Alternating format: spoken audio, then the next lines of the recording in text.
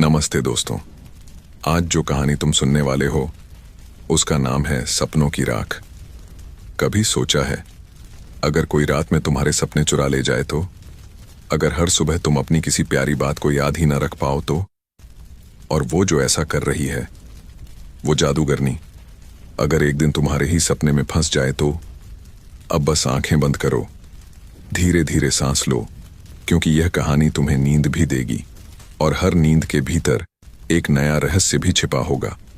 अब आप ये बताइए, आप ये कहानी कहाँ से सुन रहे हैं और आपके यहाँ अभी क्या समय हो रहा है? कमेंट में ज़रूर लिखिए। अगर आप चाहते हैं कि हर रात सोने से पहले एक नई कहानी आपकी थकान मिटाकर आपको मीठे सपने दे, तो अभी लाइक सब्सक्राइब कर लीजिए। तो चलिए डूबते हैं उस कहानी में। रात के तीसरे पहर की हवा में धुएं और नींद की मिलीजुली गंध थी। माया खिड़की के पास बैठी थी। दिया बुझ चुका था, मगर उसकी बातें अब भी सुलग रही थी, जैसे किसी ने उसे अधूरा छोड़ा हो। तभी उसने सुना, माया। आवाज बहुत हल्की थी पर साफ थी। वह डर गई, पर जब बाहर देखा तो आंगन की मिट्टी पर राख से एक नाम लिखा था, रोहिणी। माया का दिल जोरों से धड़कने लगा। यह नाम उसने सिर्फ कहानियों में सुना था, उस जादूगरनी का जो लोगों के सपने जलाकर अपनी जवानी बनाए रखती है। दादी का खांसना कमरे से सुनाई दिया। वह कई रातों से सो नहीं पा रही थी। माया दौड़ी, उनके पास गई। दादी ने आंखें खोली और माया को देखा, पर कुछ कहा नहीं, जैसे पहचान ही भूल गई हो। माया के अंदर सिहरन दौड़ गई। क्या दादी का सपना जल चुका है? सुबह तक इंतजार नहीं किया जा सकता था। वह दिए की बुझी लौ को देखती रही। तभी बाहर किसी के कदमों की आहट आई। दरवाजे पर आरव खड़ा था, गांव का ईमानदार पर बेचैन नौजवान। उसने कहा, माया, मुझे कई रातों से नींद नहीं आती। जब भी आंखें बंद करता हूं, कोई मेरी पलकों के पास राख उड़ाता है और तभी सपना टूट जाता है। माया ने आंगन दिखाया। राख में लिखा नाम अब भी चमक रहा था, जैसे किसी ने अभी अभी उसे लिखा हो। आरव ने नीचे झुककर राख को छुआ और बोला, यह राख गर्म है। माया ने डरते हुए पूछा, पर राख तो ठंडी होती है। आरव बोला, यह किसी ताजा जलाए गए सपने की राख है। उसी वक्त मंदिर की घंटी उल्टी दिशा में बजी। थम थम थम। आरव ने कांपती आवाज में कहा, पुजारी कहता है जब घंटी उल्टी बजे तो कोई सपना जलता है। माया ने कांच का एक छोटा टुकड़ा निकाला जो उसे पुराने कुएं के पास मिला था। उसमें हल्की चमक थी। उसने दिए की लौ के पास किया और उसमें किसी लड़की का चेहरा दिखा जो रो रही थी। मैं वो नहीं हूं, माया बुदबुदाई। फिर यह कौन है? आरव बोला, ये वही होगी जिसकी याद राख बन चुकी है। वह दोनों पीपल के पेड़ के पास पहुंचे जहां पुरानी चौखट थी। माया ने वह कांच चौखट पर रखा। हवा ठंडी हो गई और भीतर से एक धीमी कराह आई। मुझे बाहर निकालो। माया का शरीर जम गया। हवा में राख की गंध के साथ एक मीठी सी महक मिली, जैसे कोई फूल जला हो। आरव ने कहा, डर मत, हम सच जानेंगे। माया ने चौखट पर हाथ रखा और तभी उसकी कलाई पर हल्की जलन हुई। त्वचा पर राख जैसी रेखा उभरी, वही जो कहानी में रोहिणी की कलाई पर होती थी। क्या इसका मतलब यह है कि जादूगरनी का जादू अब उस पर भी असर कर रहा है? आरव ने अपनी परछाई को दीवार पर फैलाकर कहा, अगर लौट न सके तो यह परछाई हमें रास्ता दिखाएगी। हैरानी, परछाई सच में दीवार पर ठहर गई। अब चौखट से एक हल्की काली रोशनी निकली और अंदर से वही आवाज फिर गूंजी, एक याद दो, एक रात बचाओ। माया और आरव ने एक दूसरे की ओर देखा। अगर हमें किसी की नींद बचानी है, माया बोली, तो हमें यह सौदा समझना होगा। उन्होंने चौखट पार की। नीचे एक अंधेरा रास्ता था, गीला, ठंडा और राख से भरा हुआ। कदम रखते ही लगा जैसे कोई उनकी यादें खींच रहा हो। पहला कदम, बचपन की हंसी धुंधली। दूसरा कदम, दादी की लोरी की आवाज धीमी। तीसरा कदम, नाम की गूंज तक टूटने लगी। माया ने दोनों हाथ जोड़कर अपने सीने पर रखा, जैसे माया नाम को बांध रही हो। आरव ने फुसफुसाकर कहा, नाम मत छोड़ना, यही पहचान है। वे आगे बढ़े। सामने राख से बना पुल था, हजारों सपनों की जली राख से बना। हर कदम पर एक और सपना धूल में बदल रहा था। माया ने पूछा, अगर यह पुल राख से बना है तो हमें कैसे पार करना होगा? आरव ने कहा, शायद उसी चीज से जो राख को बुझा सके, एक सच्ची याद। माया ने दादी की लोरी याद की और गुनगुनाई, नींदिया रानी धीरे चलो, सपनों की डोर न टूटे। जैसे ही उसने गाया, राख कांपी। लोरी की ध्वनि ने एक पल के लिए राख को ठंडा कर दिया। पुल के पार से एक और आवाज आई, गीत मत गाओ, गीत राख को वर्षा बना देते हैं। वही आवाज, वही रोहिणी। अब वह सिर्फ हवा में नहीं थी, उसकी परछाई राख के पीछे झलक रही थी। माया ने कांपते स्वर में कहा, अगर गीत राख को वर्षा बनाते हैं तो मैं गाऊंगी। आरव ने उसे रोका, नहीं, पहले समझो कि वर्षा से रोहिणी डरती क्यों है। आवाज ने उत्तर दिया, क्योंकि वर्षा मेरी राख को मिटा देती है। और तभी अंधेरा कांपने लगा। दिए की लौ जो बहुत दूर रह गई थी, एक पल को फिर सीधी हो गई, जैसे घर ने भी उनका हौसला महसूस किया हो। अब उनके सामने सीढ़ियां थीं जो ऊपर नहीं, नीचे जाती थीं। हर सीढ़ी पर लिखा था सपना, याद, नींद, प्यार, नाम। और हर कदम के साथ वे किसी अजीब दुनिया में उतर रहे थे, जहां नींद और जाग एक दूसरे में घुल चुके थे। अचानक माया ने देखा, नीचे से राख में बनी एक लड़की उठ रही है, वही चेहरा जो कांच में दिखा था। उसने कहा, मुझे बाहर निकालो, मैं ही वह हूं जिसे उसने जलाकर कैद किया है। माया बोली, अगर मैं तुझे बाहर निकाल दूं तो क्या तू रोहिणी को रोक पाएगी? लड़की ने कहा, मैं नहीं, तुम करोगी, मैं तो तुम्हारी ही अधूरी नींद हूं। माया का सिर घूम गया। क्या वह खुद अपने सपने में उतर चुकी है? आरव ने उसका हाथ थामा, याद रख, हमें दादी की नींद लौटानी है। और तभी राख का पुल उनके पीछे से टूटने लगा। माया ने कांच का टुकड़ा उठाया, उसमें अब रोहिणी का चेहरा साफ दिख रहा था, मुस्कुराता मगर आंखों में आंसू। उसने कहा, तुम देर कर चुकी हो, हर रात एक सपना जलता है, अब तुम्हारी बारी है। माया ने कांपती आवाज में कहा, शायद तू भूल गई, राख में भी बीज बच जाते हैं। और उसने अपनी हथेली से राख की मिट्टी उठाई, उसे अपने सीने पर रखा और फिर फूंक मारी। एक हल्की रोशनी उठी, न आग थी न धुआं, बस एक धीमी नींद जैसी चमक। रोहिणी की हंसी हवा में घुल गई। देखते हैं कौन पहले जागेगा। और उसी के साथ अंधेरा पूरी तरह निगल गया। नींद की नदी के अंदर अंधेरा अब गाढ़ा हो गया था। माया और आरव धीरे धीरे उसमें उतरते जा रहे थे। हर कदम पर राख जैसे जीवित हो उठती थी, कभी हाथ बन जाती, कभी फुसफुसाहट। आरव ने कांच का टुकड़ा मुट्ठी में दबाया, उसमें नीली धड़कनें दिख रही थीं, जैसे वो उनके दिल की गति से चल रही हो। अचानक सामने एक दीवार आई, काली, पर उस पर सैकड़ों लाल निशान थे। हर निशान किसी नाम का पहला अक्षर लग रहा था। माया ने ध्यान से देखा, दा, रा, का, और फिर उसका खुद का माँ।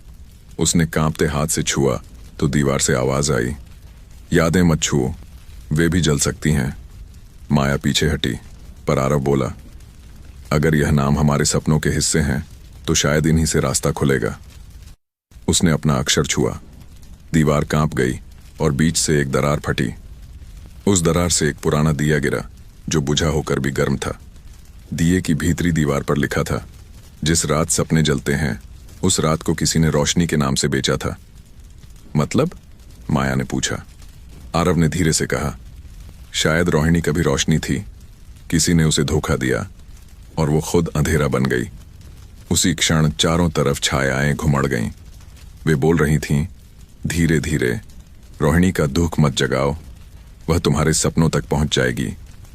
माया ने आंखें बंद की और दादी का चेहरा याद किया। उनकी धीमी आवाज मन में गूंज गई, हर बुराई कभी किसी अधूरी सच्चाई से जन्म लेती है। हमें रोहिणी की सच्चाई जाननी पड़ेगी, माया ने कहा। नींद की नदी उनके चारों तरफ से खुली और एक गोल कक्ष सा दिखने लगा। बीच में एक पुराना झूला झूल रहा था, जिस पर कोई बैठा था। लंबे बाल, राख सा चेहरा, पर आंखों में नीली जवानी की चमक। वही थी रोहिणी। उसने धीरे से कहा, तुम नींद में आए हो या जागते सपने में? माया ने जवाब नहीं दिया। आरव ने साहस किया, हम अपनी दादी की नींद लौटाने आए हैं। रोहिणी मुस्कुराई, हर कोई अपनी नींद लौटाने आता है, पर कोई अपनी लालच से बचना नहीं जानता। कहो, कौन सी याद दोगे बदले में? माया ने कहा, कोई भी नहीं। तो फिर तुम्हें नींद की कीमत चुकानी पड़ेगी। रोहिणी ने हाथ उठाया और सामने की दीवार पर राख की लहरें चलने लगीं। हर लहर में किसी गांव वाले का सपना जलता दिखा, किसी की माँ, किसी का बचपन, किसी का प्रेम। माया के अंदर कुछ टूट गया। अगर सपने जल जाते हैं तो लोग क्यों अब भी सोते हैं? रोहिणी ने हंसकर कहा, क्योंकि नींद वह झूठ है जिसे सच मान लिया गया है। माया ने कांच उठाया। अब उसमें वही रोहिणी का चेहरा थोड़ा मृदु दिख रहा था। उसने कहा, अगर मैं तेरी कहानी समझ जाऊं तो क्या तू सबकी नींद लौटा देगी? रोहिणी चुप रही, फिर धीरे से कहा, अगर कोई मेरी राख में फूल खिला दे तो हां। उसी क्षण आरव ने कुछ महसूस किया। जमीन कांप रही थी। नीचे से कोई भारी आवाज आ रही थी, जैसे लोहे की जंजीरें खींची जा रही हों। रोहिणी ने सिर उठाया। मेरे राख पुरुष जाग गए हैं। वे सिर्फ सपनों से नहीं, सपनों के रक्षकों से भी लड़ते हैं। दरवाजे के पास से 3 राख की आकृतियां अंदर आईं, बिना चेहरे, बिना आवाज। उनकी आंखों की जगह छोटे दिए जल रहे थे। माया पीछे हटी, पर आरव ने दिया जो पहले दीवार से मिला था उससे उन पर प्रकाश डाला। दिया चमका और एक राख पुरुष वहीं ठिठक गया, जैसे किसी याद में खो गया हो। रोहिणी गुस्से से चिल्लाई, रोशनी से उन्हें कमजोर मत करो, वह मुझे भी कमजोर कर देगी। माया ने कहा, तो यही तेरी कमजोरी है, रोशनी। अचानक माया के मुंह से दादी की लोरी फिर निकल गई।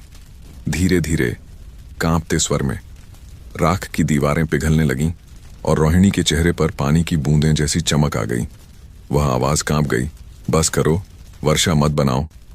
माया ने कहा, राख वर्षा बनेगी ताकि फिर कोई सपना न जले। लेकिन उसी समय एक नया खतरा आ गया।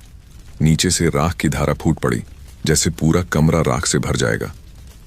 आरव ने माया को पकड़ा, अब हम भी इसमें समा जाएंगे। माया ने कांच का टुकड़ा हाथ में लिया और फूंक मारी। कांच गर्म हो गया, फिर ठंडा। अब उसमें कोई चेहरा नहीं था, सिर्फ नीली लौ थी। उसने कहा, यह ही हमारा रास्ता है। दोनों ने कांच को जमीन पर रखा और वह एक गोल द्वार में बदल गया। धुएं का घेरा खुला और वे दोनों उसमें कूद गए। नीचे एक अजीब जगह थी, ना दिन ना रात। हर तरफ लोगों के सोए चेहरे हवा में लटक रहे थे, जैसे किसी ने उन्हें अधूरी नींद में ही पकड़ लिया हो। ये सब गांव वाले हैं, आरव ने कांपते स्वर में कहा। माया ने धीरे से बोला, और हर चेहरा रोहिणी की राख से बना है।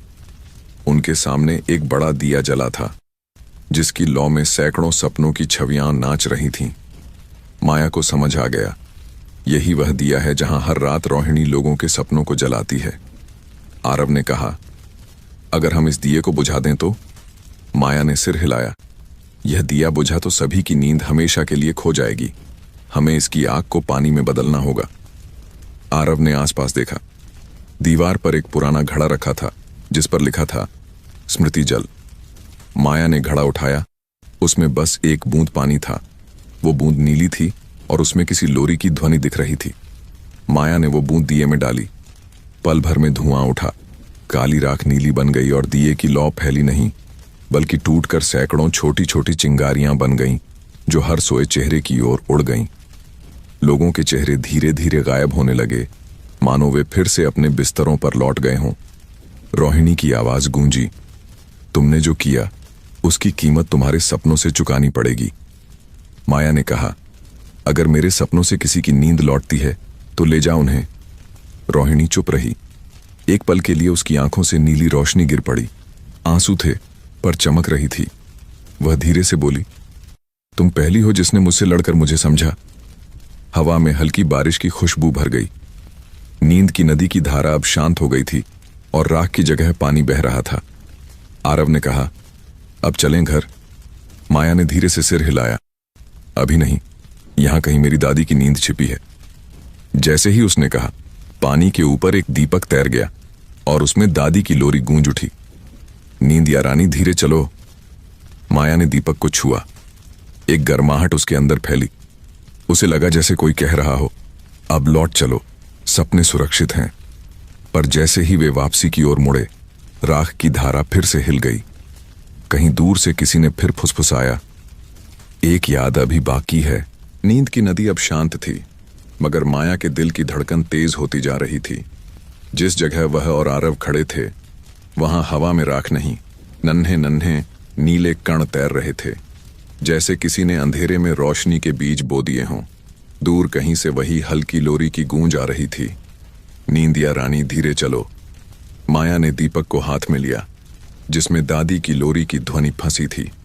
जैसे ही उसने उसे सीने से लगाया, दीपक की लौ सीधी हो गई और हवा में एक रास्ता बन गया, नींद के कणों से बना रास्ता जो ऊपर की ओर जाता था। आरव ने कहा, शायद यह लौटने का रास्ता है। लेकिन तभी वह आवाज फिर आई, धीमी पर गहरी। कहाँ लौटोगी माया? माया ने पलटकर देखा, रोहिणी वहां थी, लेकिन इस बार उसका चेहरा गुस्से से नहीं, थकान से भरा था। उसकी आंखों के नीचे अंधेरे की झुर्रियां थीं, जैसे हजारों सालों से नींद न ली हो। रोहिणी बोली, तुम्हें लगता है कि तुमने सबकी नींद लौटा दी, लेकिन जो राख मैंने जलाई वो सिर्फ सपनों की नहीं थी, यादों की थी। माया ने कांपते स्वर में पूछा, मतलब? रोहिणी ने जवाब दिया, जो लोग अब सो रहे हैं वे सपने तो देखेंगे, पर उन्हें याद नहीं रहेगा कि वे कौन हैं। आरव ने झटका खाया, तो हम क्या करें? रोहिणी ने कहा, हर चीज की कीमत होती है। अगर तुम यादें लौटाना चाहती हो तो किसी को अपनी सबसे प्यारी याद देनी होगी। माया के मन में तूफान उठा। उसकी सबसे प्यारी याद वह थी दादी की गोद में बिताई हुई वह शाम, जब वह डर के बाद भी सो गई थी और दादी ने माथे पर हाथ रखकर कहा था, नींद डर से बड़ी होती है। वह याद छोड़ देगी तो शायद दादी की आवाज हमेशा के लिए खो जाएगी। आरव बोला, मैं दूंगा अपनी याद, मुझे बस इतना याद रहे कि मैं जिंदा हूं, बस वही काफी है। माया ने तुरंत उसका हाथ पकड़ लिया, नहीं, अगर तू अपनी याद देगा तो तेरी नींद कभी लौटेगी नहीं, मैं दूंगी। रोहिणी मुस्कुराई, ठीक है, अपनी याद दो और मैं सबकी लौटा दूंगी। उसने हाथ फैलाया। माया ने आंखें बंद की और वही शाम याद की, दादी की गोद, लोरी और नींद का पहला सपना। उसने वह सब रोहिणी की हथेली में रख दिया। रोहिणी की आंखों में चमक आ गई, जैसे किसी बुझी आग में फिर से जान लौट आई हो। उसने कहा, अब जाओ, यादें लौट जाएंगी, लेकिन मैं। उसकी आवाज रुक गई।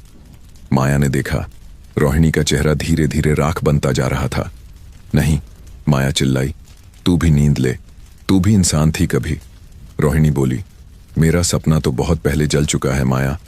तुमने जो किया उसने मुझे याद दिलाया कि राख में भी रोशनी होती है। फिर वह हवा में घुल गई, बस राख के कुछ दाने पीछे रह गए जो चमक रहे थे। माया ने दीपक को देखा, अब उसकी लौ पीली नहीं, नीली थी। आरव ने कहा, अब चलो, शायद दादी जाग चुकी हों। वे दोनों उस नीले रास्ते पर चलने लगे। हर कदम पर हल्की नींद सी लहर उन्हें ऊपर की ओर खींच रही थी। अचानक पीछे से किसी की फुसफुसाहट आई, एक याद अभी बाकी है। माया रुकी, तूने सुना? आरव बोला, हाँ, लगता है रोहिणी ने कुछ अधूरा छोड़ा है। उन्होंने पीछे देखा, वही राख का दरवाजा अब आधा खुला था। उसके भीतर किसी बच्चे की हंसी सुनाई दे रही थी। माया ने कहा, यह दादी की हंसी जैसी है, लेकिन बचपन की। दोनों फिर नीचे उतरे। इस बार अंदर कोई अंधेरा नहीं था, बल्कि सफेद धुंध फैली थी। उस धुंध में एक छोटी लड़की झूला झूल रही थी, वही झूला जो रोहिणी के पास था, पर लड़की की आंखें माया जैसी थीं। लड़की ने कहा, तुम वही हो जो मेरा सपना लेकर आई हो? माया ने सिर हिलाया, तू कौन है? मैं वही माया हूं जो तब खो गई थी जब तू पहली बार डर कर जागी थी। लड़की ने मुस्कुराते हुए कहा, जब तूने बचपन में सपना अधूरा छोड़ा था, उसी अधूरे हिस्से को रोहिणी ने पकड़ लिया था। माया की आंखें नम हो गईं। मतलब, मैं खुद अपनी अधूरी नींद का हिस्सा ढूंढने आई हूं। लड़की ने सिर हिलाया। अब जो बचा है वो बस एक चीज है, हिम्मत। लड़की ने माया की हथेली पर एक छोटा सा चमकता बीज रखा। यह बीज राख को फूल में बदल देगा, लेकिन इसे तभी बोना जब तेरा दिल डर से कांपे। माया ने बीज लिया। तभी धुंध से आरव की आवाज आई, जल्दी करो, समय खत्म हो रहा है। धुंध भारी होने लगी, जैसे पूरी नींद की दुनिया अब ढाने वाली हो। माया ने लड़की की ओर देखा, तू मेरे साथ चल। लड़की मुस्कुराई, मैं तो तेरे भीतर हूं। और जैसे ही उसने यह कहा, लड़की हवा में घुल गई और माया के सीने में एक गर्म रोशनी समा गई। अब माया ने बीज को सीने से लगाया और ऊपर की ओर भागी। आरव उसका हाथ पकड़ चुका था। दोनों नीले रास्ते पर चढ़े और उनके पीछे नींद की नदी लहरों में बदलकर बुझने लगी। ऊपर आते ही हवा बदली। दिए की लौ जो उनके घर में थी अब तेज चमक रही थी। माया ने आंखें खोलीं। वह अपने कमरे में थी। दादी पलंग पर बैठी थीं, आंखों में चमक थी। उन्होंने मुस्कुराकर कहा, कहाँ चली गई थी तू माया? माया की आंखों से आंसू गिर पड़े। उसने दादी का हाथ पकड़ा और सीने से लगा लिया। आरव खिड़की के पास खड़ा था। उसके चेहरे पर भी वही सुकून था, जैसे किसी लंबी रात के बाद सुबह आई हो। सब ठीक है अब, माया ने धीरे से कहा। दादी बोली, नहीं बेटा, कुछ बाकी है, मुझे सपना याद नहीं आ रहा। माया चौंकी। वही फुसफुसाहट फिर गूंजी, एक याद अभी बाकी है। उसने जेब में हाथ डाला। बीज अब भी था। वह चमक रहा था, हल्की धड़कन दे रहा था। माया ने उसे दिए की लौ के पास रखा। दिया कांपा और बीज हवा में घुल गया। कमरे में फूलों की खुशबू भर गई। अगले ही पल दादी ने मुस्कुराकर कहा, अब याद आ गया, वो लोरी जो तूने बचपन में अधूरी छोड़ी थी। उन्होंने वही लोरी गुनगुनाई, नींदिया रानी धीरे चलो, सपनों की डोर न टूटे। माया ने आंखें बंद की। आंसुओं के पीछे नींद उतरने लगी। रोहिणी की आवाज बहुत दूर से आई, अब सपनों की राख नहीं, उनकी वर्षा होगी। आसमान से हल्की बूंदें गिरीं। दिया बुझा नहीं, बस मुस्कुराया। और माया पहली बार बिना डर गहरी नींद में चली गई। लेकिन जैसे ही सब शांत हुआ, आरव ने देखा दीवार पर राख से कुछ लिखा था, जो सपनों को जगाता है उसे कभी पूरी नींद नहीं मिलती। उसने मुस्कुराकर कहा, ठीक है, अगर यही कीमत है तो मुझे मंजूर है। और उसने भी आंखें बंद कर लीं। बाहर बारिश रुक गई थी। आसमान में एक नीला फूल खिल रहा था। वही बीज अब स्वप्नलोक में खिल चुका था। सुबह की हल्की किरणें खिड़की से भीतर आ रही थीं, पर हवा में अभी भी एक अजीब सी गंध थी, राख और बारिश की मिली-जुली। माया की आंखें खुलीं, पर उसका शरीर जैसे अब भी किसी और दुनिया से बंधा हुआ था। कमरे में सन्नाटा था। दादी दिए के पास बैठी थीं, धीरे धीरे लोरी गुनगुना रही थीं। आरव दरवाजे के पास था, हाथ में वही पुराना कांच का टुकड़ा, पर अब वह चमक नहीं रहा था, जैसे उसमें से सारी रोशनी खींच ली गई हो। जाग गई? उसने धीमे से पूछा। माया ने सिर हिलाया। हाँ, लेकिन कुछ अधूरा लग रहा है, जैसे किसी की आवाज अब भी मुझे पुकार रही हो। आरव बोला, तूने सब ठीक कर दिया है माया। रोहिणी की राख अब वर्षा बन गई है। गांव के लोग फिर से सो पा रहे हैं। माया ने खिड़की से बाहर देखा। गांव में बच्चे हंस रहे थे और औरतें कुएं से पानी भर रही थीं। सब सामान्य लग रहा था, पर हवा में हल्की ठंडक थी। और जब सूरज की किरणें दीवार पर पड़ीं, तो माया ने देखा एक धुंधली लकीर अब भी वहां थी, राख से बनी हुई। वह धीरे धीरे उसके पास गई। लकीर में कुछ लिखा था, बीज बोया जा चुका है, पर फूल अभी खिला नहीं। उसका दिल कांप गया। इसका मतलब अभी कुछ बाकी है। दादी ने उसकी ओर देखा। बेटा, अब तू मत डरना, जो शुरू किया है उसे पूरा करना होगा। सपनों की राख कभी व्यर्थ नहीं जाती। माया ने दादी का हाथ थामा और बाहर निकली। हवा में वही नीली चमक के कण थे जो नींद की नदी में थे। उसने उन पर हाथ फेरा। वे उसके उंगलियों पर टिक गए, जैसे उसे दिशा दिखाना चाहते हों। आरव, हमें फिर से पीपल के पास जाना होगा। क्या तू पागल है? वहां का रास्ता तो बंद हो चुका है। नहीं, माया ने दृढ़ स्वर में कहा। रोहिणी ने कहा था, एक याद अभी बाकी है, शायद वह उसकी ही नहीं, मेरी भी होगी। दोनों ने रास्ता पकड़ा। गांव अब पहले जैसा नहीं था। दीवारों पर राख के धब्बे थे, पेड़ों की छालों पर लकीरें उभरी थीं, जैसे हर चीज पर कोई पुरानी कहानी लिखी गई हो। जब वे पीपल के पास पहुंचे तो देखा चौखट अब नहीं थी। उसकी जगह मिट्टी में एक हल्का गड्ढा था, जिसमें नीले पानी की बूंदें झिलमिला रही थीं। माया ने झुककर देखा। पानी में उसका चेहरा नहीं, बल्कि रोहिणी का चेहरा था। तू वापस क्यों आई? तूने कहा था एक याद बाकी है, मुझे जानना है, कौन सी? रोहिणी की आवाज नरम थी। वो याद जो तुझे खुद से जोड़ती है। तूने दादी की याद दी, पर अपनी पहचान नहीं दी। माया चुप रही। उसके भीतर जैसे कोई परत खुली। बचपन की एक झलक सामने आई। वो दिन जब वह पहली बार डरकर जागी थी। आकाश में बिजली थी, दादी सो रही थीं और उसने दिया बुझाया था।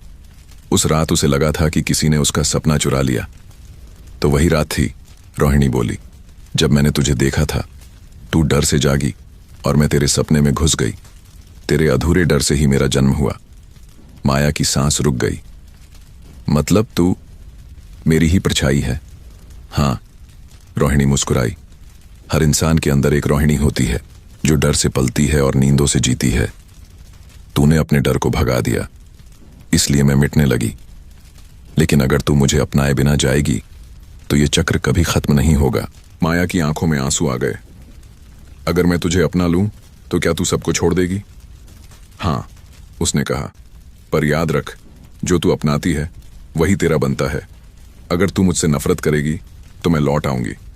अगर तू मुझे माफ करेगी तो मैं तेरी रक्षा बन जाऊंगी। माया ने दीर्घ सांस ली। वह गड्ढे के पास झुकी और अपने हाथों को नीले पानी में डुबो दिया। पानी ठंडा नहीं था, बल्कि हल्का गर्म था, जैसे किसी की धड़कन। मैं तुझे माफ करती हूं रोहिणी, उसने धीरे से कहा, क्योंकि तू डर नहीं, मेरा हिस्सा है। जैसे ही उसके शब्द खत्म हुए, पानी में लहर उठी। राख की गंध गायब हो गई और मिट्टी से हल्की खुशबू आई, खिलने वाले फूल की। गड्ढे से एक छोटी सी डाली निकली जिस पर नीले पंखुड़ी वाला फूल था। वही बीज अब खिल गया था। रोहिणी की आवाज हवा में घुली, अब सपने डर से नहीं, उम्मीद से जन्म लेंगे। और सब कुछ शांत हो गया। माया ने आरव की ओर देखा।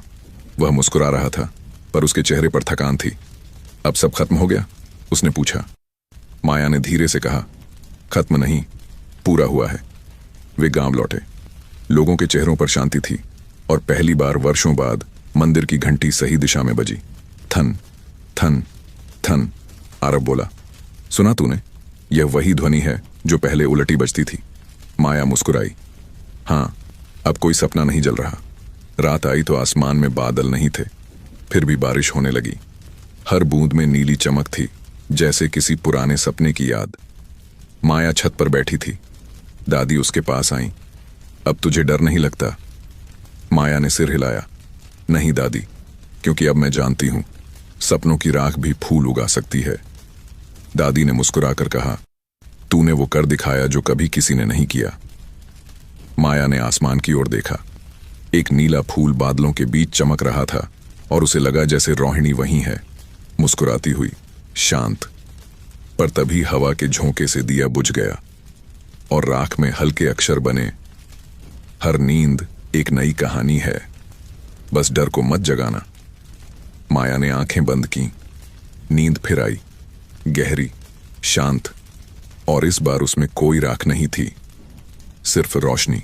रात बीत चुकी थी, मगर आकाश में अभी भी एक हल्की नीली चमक थी, जैसे किसी ने सपनों की धूल से भोर रंग दी हो। माया छत पर बैठी थी। हवा शांत थी, लेकिन उसमें कुछ अजीब था, जैसे कोई उसे देख रहा हो। दादी नीचे मंदिर के पास दिया जला रही थीं। आरव कुएं के पास खड़ा था, पानी में कुछ ढूंढता हुआ। कुछ मिला? माया ने पुकारा। आरव ने सिर उठाया।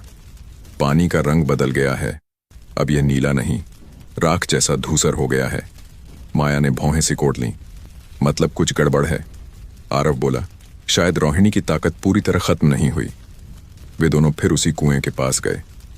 हवा में अब नमी नहीं थी, बल्कि राख की सौंधी गंध थी, वही जो तब आती थी जब कोई सपना जलता था। कुएं के भीतर से धीमी फुसफुसाहट सुनाई दी। मुझे बाहर निकालो, माया ने कांपते स्वर में कहा। यह आवाज फिर से, आरव ने कहा, पर इस बार यह रोहिणी की नहीं लग रही। दोनों ने नीचे झांका। पानी की सतह पर किसी बच्चे की परछाई तैर रही थी, पर वह परछाई माया की तरह दिखती थी, बस छोटी उम्र की। ये कौन है? माया की आंखें फैल गईं। शायद वो मेरा बचपन। बचपन की वह परछाई बोली, तूने मुझे पीछे छोड़ दिया था जब तूने डर से आंखें खोली थीं। मैं तेरे अधूरे सपनों में अब भी खेल रही हूं। आरव ने धीरे से कहा, मतलब तू अब भी अधूरी है माया। जब तक तू अपने बचपन के डर से नहीं मिलेगी, तब तक सब पूरा नहीं होगा। माया ने गहरी सांस ली और कुएं में झांकते हुए कहा, अगर मुझे खुद से मिलना है तो मुझे नीचे उतरना होगा। आरव ने उसका हाथ पकड़ा। मैं तेरे साथ हूं। दोनों ने रस्सी बांधी और कुएं में उतरने लगे। नीचे अंधेरा नहीं था, बल्कि नीले धुएं की परतें थीं। दीवारों पर राख से कुछ आकृतियां बनी थीं जो हिल रही थीं। हर आकृति किसी पुराने सपने जैसी लग रही थी। कोई उड़ने की कोशिश में था, कोई गिरता हुआ। नीचे पहुंचते ही उन्होंने देखा, एक छोटी लड़की मिट्टी पर बैठी थी। वही चेहरा, वही आंखें, पर मुस्कान में डर छिपा था। तू कौन है? माया ने पूछा। लड़की बोली, मैं वो माया हूं जो कभी सपनों में हंसती थी। तू जब डर कर भागी तो मैं यहीं रह गई। माया की आंखें नम हो गईं। अगर मैं तुझे अपने अंदर वापस ले लूं तो क्या सब ठीक हो जाएगा? लड़की मुस्कुराई। हाँ, लेकिन कीमत लगेगी। अपने सबसे गहरे डर का सामना करना होगा। तभी कुएं की दीवारें कांपने लगीं, राख नीचे गिरने लगी और एक काली परछाई उभरी। वह आवाज आई, डर को मत छू, वरना फिर वही चक्र शुरू होगा। आरव ने दीवार पर रखा दिया उठाया। उसकी लौ कांपी, पर बुझी नहीं। डर से भागना बंद कर, तू वही नहीं जो पहले थी। माया ने आगे बढ़कर लड़की को गले लगाया। उसी पल राख की आंधी उठी, जैसे सारी यादें, सपने और डर एक साथ घूमने लगे हों। लड़की का शरीर नीली रोशनी में बदल गया और माया के सीने में समा गया। अचानक सन्नाटा। हवा में अब कोई राख नहीं थी, बस फूलों की महक थी। माया की आंखों में आंसू थे, लेकिन इस बार वह मुस्कुरा रही थी। अब मैं पूरी हूं। आरव ने राहत की सांस ली, और शायद अब रोहिणी भी शांति में होगी। वे ऊपर लौटे। जैसे ही कुएं के बाहर आए, सूरज की किरणें उन पर पड़ीं। दादी ने देखा तो उनकी आंखें चमक उठीं। माया, तू आखिरकार लौट आई। माया उनके पास गई। दादी, अब कोई सपना नहीं जलेगा। दादी ने उसके सिर पर हाथ रखा। अब डर भी नहीं रहेगा। लेकिन तभी दूर से मंदिर की घंटी बजी। थन थन। आरव ने कहा, अब यह सही ध्वनि है ना? माया ने सिर हिलाया। हाँ, लेकिन क्या?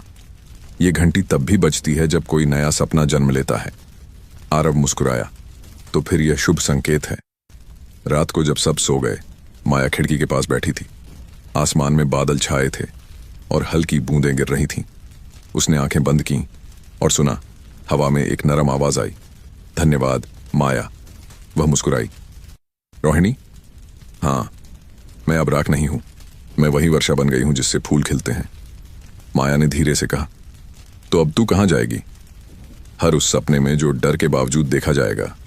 हवा में हल्की चमक फैली और आसमान से नीले फूल गिरने लगे।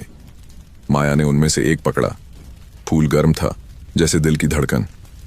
यह तेरी याद है, आवाज बोली। जब भी यह मुरझाए, समझ लेना किसी को फिर डर लगने लगा है। माया ने फूल को दिए के पास रख दिया। दिया मुस्कुराया और लौ नाची, जैसे किसी बच्चे की हंसी। दादी ने कमरे से आवाज लगाई, सो जा बेटा, अब सपनों की रखवाली तेरा काम नहीं रहा। माया ने जवाब दिया, अब हर सपना खुद की रखवाली करेगा। उसने आंखें बंद कीं और एक आखिरी बार आसमान की ओर देखा। रोहिणी का चेहरा बादलों में उभरा, मुस्कुराता हुआ, शांत। फिर सब कुछ धीरे धीरे फीका पड़ गया। हवा में बस एक पंक्ति गूंजती रही, सपनों की राख ने आज खुद को फूलों में बदल दिया। रात बीत चुकी थी, मगर सुबह ने अभी आंखें पूरी नहीं खोली थीं। गांव में हल्की धुंध तैर रही थी और हवा में वह मीठी गीली गंध थी जो सिर्फ तब आती है जब कोई पुराना रहस्य खुलने वाला हो। माया ने दिए की लौ को ठीक किया और खिड़की से बाहर देखा। आसमान में एक नीला फूल अब भी चमक रहा था, वही फूल जो उस रात रोहिणी के विदा होते समय बादलों में उभरा था। लेकिन आज उस फूल की चमक कुछ कम थी, जैसे किसी ने उसकी पंखुड़ियों से रोशनी धीरे धीरे चुरा ली हो। आरव, माया ने पुकारा, क्या तूने देखा? वो फूल फीका हो रहा है। आरव, जो आंगन में लकड़ी जमा रहा था, ऊपर देखकर बोला, हाँ, लगता है कुछ गलत है। शायद डर फिर लौट आया है। किसका डर? माया ने पूछा। आरव ने जवाब दिया, गांव का। वह दोनों गांव की गलियों में निकले। हर घर के बाहर दीपक जल रहे थे, पर उनकी लौ कांप रही थी। बच्चे जो रात को चैन से सोते थे, अब करवटें बदल रहे थे। और सबसे अजीब, नींद में बोलने वालों की आवाजें एक जैसी थीं। वो फिर आई है। माया का दिल धक से रह गया। क्या रोहिणी वापस आ गई? आरव ने सिर हिलाया। शायद उसकी नहीं, पर उसकी परछाई। वे गांव के मंदिर की ओर भागे। पुजारी वहीं बैठा था। माथे पर राख की रेखा थी और आंखें लाल। उसने कहा, मैंने चेतावनी दी थी। राख हमेशा लौटती है। जब भी कोई उसे याद करता है, वह आकार ले लेती है। माया ने पूछा, पर हमने तो उसे भुलाया नहीं, अपनाया था। पुजारी ने कहा, यही तो गलती है। जिसे अपनाया जाए उसे समझना पड़ता है, वरना वह डर बन जाता है। अचानक मंदिर की घंटी फिर उल्टी बजी। थम थम थम। आरव ने कांपते स्वर में कहा, यह वही ध्वनि है जो पहले सुनाई देती थी। हवा में राख की बूंदें तैरने लगीं, पर इस बार उनमें नीली नहीं, काली चमक थी। माया ने आंखें मूंद दी और महसूस किया कोई पुराना दर्द फिर उठ रहा है, जैसे कोई उसका नाम पुकार रहा हो। माया। वह आवाज वही थी, पर इस बार न रोहिणी की थी न किसी और की, खुद उसकी। उसने चारों ओर देखा और खुद को ही अपने सामने खड़ा पाया, पर चेहरा अंधकार में डूबा था। तू कौन है? वो हिस्सा जिसे तूने अभी तक स्वीकार नहीं किया। पछतावा। माया पीछे हटी। पछतावा? किस बात का? उस रात जब तूने डर से दिया बुझा दिया था, तूने मुझसे मुंह मोड़ा था। मैंने वही क्षण जिया जब हर चीज राख में बदली। अब मैं तेरे बिना नहीं रह सकती। आरव ने दीवार से एक दीप उठाया। अगर तू पछतावा है तो रोशनी से डरना तेरा स्वभाव होगा। उसने दीपक सामने किया और वही नीली लौ फिर जल उठी, पर इस बार लौ शांत नहीं थी। उसने हवा को जला दिया। राख से बने शब्द दीवारों पर उभरने लगे। हर नींद के भीतर एक जागना छिपा होता है। माया ने अपने आप से कहा, शायद मुझे पछतावे को मिटाना नहीं, समझना होगा। वह आगे बढ़ी और अपने अंधेरे रूप के सामने खड़ी हो गई। अगर तू मेरा हिस्सा है तो चल मेरे साथ, लेकिन अब डर के लिए नहीं, उम्मीद के लिए। अंधेरे चेहरे ने मुस्कुराकर कहा, अगर तू मुझे गले लगाएगी तो तेरी नींद कभी वैसी नहीं रहेगी। माया ने बिना झिझक हाथ बढ़ाया और उसे गले लगा लिया। क्षण भर के लिए सब कुछ चमक उठा। राख हवा में उड़ी, मंदिर की घंटी तेज हुई और गांव के दीपकों की लौ एक साथ सीधी हो गई। आरव ने आंखें बंद कर लीं। उसे लगा जैसे हवा में अब शांति बह रही हो। जब उसने आंखें खोलीं, माया जमीन पर थी, मगर मुस्कुरा रही थी। क्या तू ठीक है? हाँ, मैंने अपने अंधेरे को अपना लिया है। उसके माथे पर हल्की नीली रेखा चमक रही थी, जैसे कोई निशान जो रोहिणी के पास था, पर अब उसमें दर्द नहीं, सिर्फ प्रकाश था। माया उठी और मंदिर के बाहर गई। गांव के लोग इकट्ठा थे, सबकी आंखों में राहत थी। बच्चे जो रात में रो रहे थे अब शांति से सो गए। दादी आई, बोली, तूने फिर कर दिखाया। माया मुस्कुराई, नहीं दादी, इस बार मैंने कुछ नहीं जलाया, मैंने सिर्फ बुझाई हुई बाती को फिर से जलाया है। रात धीरे धीरे उतर रही थी, लेकिन इस बार अंधेरा डरावना नहीं था, उसमें एक मिठास थी। आरव ने पूछा, अब क्या? माया ने कहा, अब सपनों की राख नहीं रहेगी, सिर्फ सपनों के फूल। लेकिन याद रख, हर फूल की जड़ राखी होती है। अचानक आसमान में बिजली सी चमकी और वही नीला फूल जो फीका पड़ा था अब फिर से चमक उठा। उसकी रोशनी गांव पर फैली और दीवारों पर राख के धब्बे मिट गए। आरव ने मुस्कुराते हुए कहा, अब डर कभी नहीं लौटेगा। माया ने धीमी आवाज में कहा, डर लौटेगा, मगर अब वो हमें नुकसान नहीं देगा, वो हमें याद दिलाएगा कि हम जिंदा हैं। वे दोनों मंदिर की सीढ़ियों पर बैठ गए। हवा में अब संगीत सी लय थी, जैसे हर झोंका कह रहा हो, अब सो जा, अब सब पूरा हो गया। माया ने सिर आरव के कंधे पर टिकाया और आंखें बंद कर लीं। नींद आई, पर इस बार कोई सपना नहीं, सिर्फ शांति। और जब आखिरी बार मंदिर की घंटी बजी तो उसकी ध्वनि में राख नहीं थी, सिर्फ प्रकाश। रात का दूसरा पहर था। नींद गांव में उतर चुकी थी, पर हवा में कुछ था जो जाग रहा था। माया ने करवट ली। सपने में भी कोई फुसफुसा रहा था, माया, अब भी सब पूरा नहीं हुआ। उसने अचानक आंखें खोलीं। कमरे में अंधेरा था, पर दिए की लौ अपने आप जल उठी। लौ नीली थी और उसकी रोशनी दीवार पर वही फूल बनाती जा रही थी जो उसने पहले देखा था। लेकिन इस बार फूल के बीचों बीच एक काली बूंद थी। माया उठ बैठी। यह क्या है? क्या फिर कोई डर लौट आया है? दादी के कमरे से आवाज आई, बेटा, फिर से सपनों में हलचल हो रही है। मैंने नींद में रोहिणी को पुकारते लोगों की आवाज सुनी। माया भागकर उनके पास गई। दादी की आंखों के नीचे छाया थी, जैसे किसी ने उनकी नींद का एक हिस्सा फिर खींच लिया हो। आरव भी जाग गया। फूल की चमक कम क्यों हो रही है? माया बोली, शायद क्योंकि किसी ने उसे याद किया है। आरव समझ गया, यानी कोई फिर सपनों को बेच रहा है। वे दोनों गांव के बाहरी हिस्से की ओर दौड़े। वहां पुराने बटवृक्ष के पास राख का हल्का धुआं उठ रहा था और उसके बीच एक अजनबी बैठा था, काले कपड़ों में, आंखों पर पट्टी बांधे। कौन है तू? माया ने पूछा। उसने हंसते हुए कहा, मैं वो हूं जो रोहिणी के जाने के बाद पैदा हुआ, उसकी राख से। मुझे लोग नींद व्यापारी कहते हैं। मैं सपने नहीं जलाता, उन्हें बेचता हूं। आरव आगे बढ़ा। किसे बेचता है? उन्हीं लोगों को जो सोने से डरते हैं, उसने ठंडी आवाज में कहा। डर हमेशा खरीदार बनाता है। माया ने सख्ती से कहा, हमने रोहिणी को माफ किया था ताकि यह चक्र टूटे, पर माफी से भूख नहीं मिटती। वह बोला, रोहिणी की राख ने जो डर छोड़ा था वही मेरी सांस बन गया। हवा में राख घूमने लगी। बच्चों की नींद से हंसी की जगह चीखें आने लगीं। माया ने चिल्लाकर कहा, रुक जा, यह गांव अब डर से नहीं जिएगा। नींद व्यापारी ने हंसकर कहा, डर नहीं रहेगा तो सपना भी नहीं रहेगा। माया ठिठक गई। वह बात सही लग रही थी। आरव ने फुसफुसाकर कहा, सपना डर से नहीं, उम्मीद से बनता है। हमें उसे यह याद दिलाना होगा। माया ने आंखें बंद की और वही पुरानी लोरी गुनगुनाई जो अब उसकी ताकत बन चुकी थी। नींदिया रानी धीरे चलो, सपनों की डोर न टूटे। नींद व्यापारी चीख उठा, यह गीत राख को ठंडा करता है। माया बोली, हाँ, क्योंकि इसमें उम्मीद जलती है, डर नहीं। मगर तभी हवा का रुख बदल गया। राख के बीच से रोहिणी की हल्की आकृति दिखी। माया, उसने कहा, इससे लड़ मत, यह भी मेरा हिस्सा है जो मैंने कभी डर में छोड़ दिया था।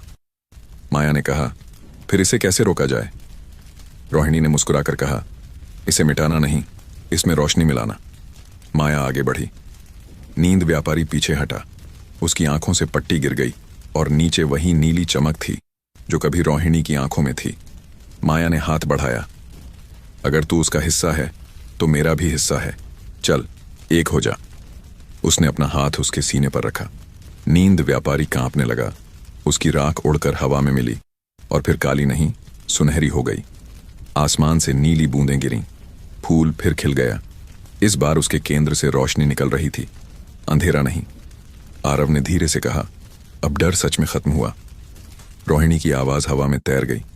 अब कोई राख नहीं बचेगी, अब हर सपना नींद का बीज बनेगा। गांव में उस रात पहली बार हर घर की लौ एक जैसी जल रही थी, शांत, सीधी और नीली। लोग सोए, पर उनकी सांसों में अब भय नहीं, भरोसा था। माया मंदिर की सीढ़ियों पर बैठी थी। हवा में वह गीत अब खुद ब खुद गूंज रहा था। आरव उसके पास आया, अब तू क्या करेगी? माया मुस्कुराई, अब मैं राख नहीं, सपनों की रखवाली करूंगी, ताकि कोई और नींद व्यापारी न जन्मे। आरव ने कहा, और अगर फिर कभी डर लौटा तो उसे अपनाऊंगी। उसने उत्तर दिया, क्योंकि डर से भागने पर ही वो जादूगर बनता है। दादी आईं, हाथ में दिया लेकर, अब इस लौ को गांव के मंदिर में रख दे ताकि हर नींद इससे शुरू हो। माया ने दिया उठाया, फूल के नीचे रखा और कहा, यह रोशनी किसी का सपना नहीं जलाएगी, सिर्फ जगाएगी। दिया जल उठा, नीला नहीं, सुनहरा। हवा में हल्की सुगंध फैली और किसी अनदेखी आवाज ने फुसफुसाया, अब सपनों की राख नहीं, सपनों की रोशनी है। माया ने मुस्कुराकर आसमान की ओर देखा। नीले फूल की पंखुड़ियां झिलमिला रही थीं, जैसे हर नींद अब एक नई कहानी लिखने वाली हो।